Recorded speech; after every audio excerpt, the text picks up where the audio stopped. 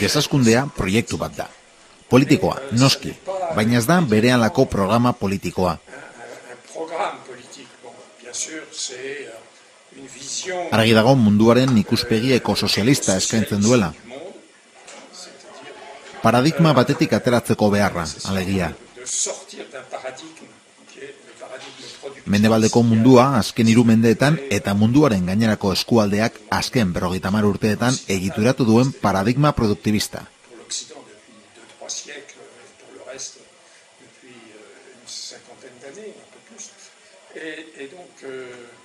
Horrela izan da, errotiko aldaketaz ari gara, noski, aldaketa politikoaz. Horrezegatik diogu proiektu iraultzailea dela. Aldaketa hau, noski, erreforma jakin batzuen eskutik bakarrik etorriko da. Aldaketa bikoitz baten norabidean doan erreformaren eskutik. Ekoizten dugunaren aldaketa, ekoizteko moduaren aldaketa eta abar. Gure aztarna ekologikoa nabarmen gutxitzea da helburua, alegia, ekosistemen gainean gure bizimoduak duen eragina. Aldi berean, bizimodu hau erabat aldatu beharra dago. Hau da, gogo betetzerako benetan garrantzitsua dena garatzea. Harremanen ondasunak, harreman sozialak, merkantilizatu gabeko ondasunak.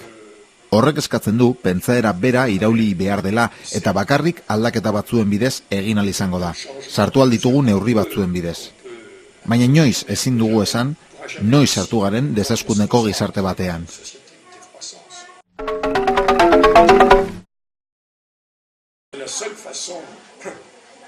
Gai ekologikoei konponbidea emateko modu bakarra sistema erabat aldatzea da, eta bereziki banaketarako bideak.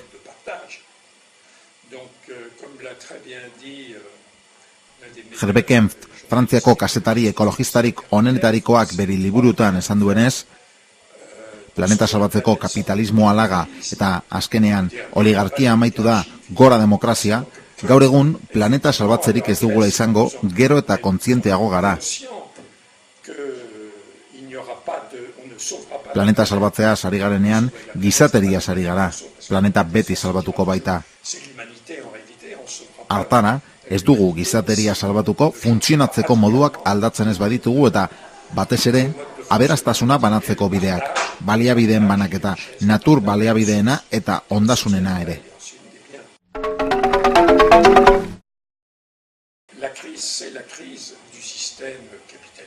Krisia, sistema kapitalistaren krisia da, bere finantza ereduarena eta ondorioz aldatu beharra dago. Konpondu beharrekoa ez da sistema kapitalistaren arazoa. Gizateriaren arazoa da gainditu beharrekoa, kapitalismoa utzita. Alegia, berehalakoa denaren logika honetatik ateratzea, ez baitakigu zer den kapitalismoan lagatzea. Are gutxiago, sovietar esperientziaren ostean. Baina edonola ere, lehenengo eta behin liberalismoa utzi beharra dago. Globalizazioak dakarren mundu mailako sarraskia, munduko merkataritzazkea. Honek esan nahi du, enplegua berlokalizatu beharra dagoela. Adibidez, Espainiako ekonomia eta batez ere Portugalgoa zuntzitu dituzten deslokalizazioak geldituko bagenitu, horrela lanpostuak sortuko genituzke. Gainera, politika ekologikoekin, berziklapena sustatzen, zaharkitze programatua eta kode taula sistema alde batera utzita, enplegua sortuko litzateke.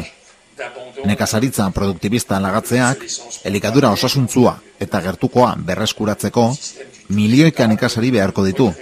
Noski, ez litzateke 17. edo 18. mendeetako egoeretara bueltatzeko, gizartearen 80%, baina bai, gutxienez, biztanleriaren 10%.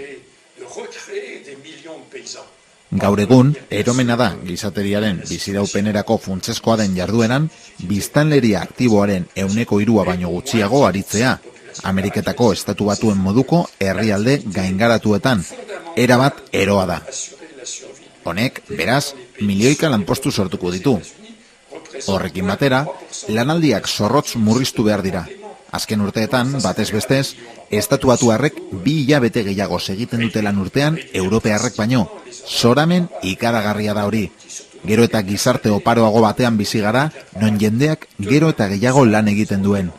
Gure maizu Iban Ilitxek esaten zuenez, l'absurdistanen gaude, absurduaren herrian. Lanaldiak murrizten, beraz, enplegu ugari sortuko genuke, gaur egun daukagunaren kontra. Herritarren zati handi batek gustatuko litzaiokeena baino askoz gehiago lan egin beharra dauka. Ordutegi ikaragarriekin, egunero 10-12 ordukoak. Eta gainera, herritarren 110 eta 120 bitartean langabezian daude. Lazgarria da hori, mundu guztiak izan beharko du lanpostu bat, baina beharrezkoa dena bakarrik lan egiteko. 4 edo 5 orduz, gutxiago agian, gizarte ugarietan bezala, non jendeak egunean 3 orduz lan egiten duen.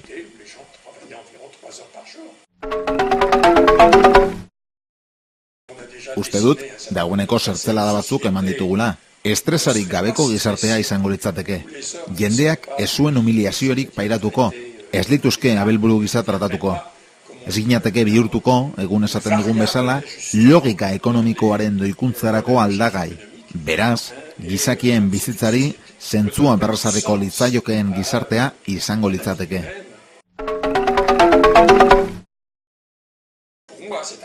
Harremana niretzako historikoa da.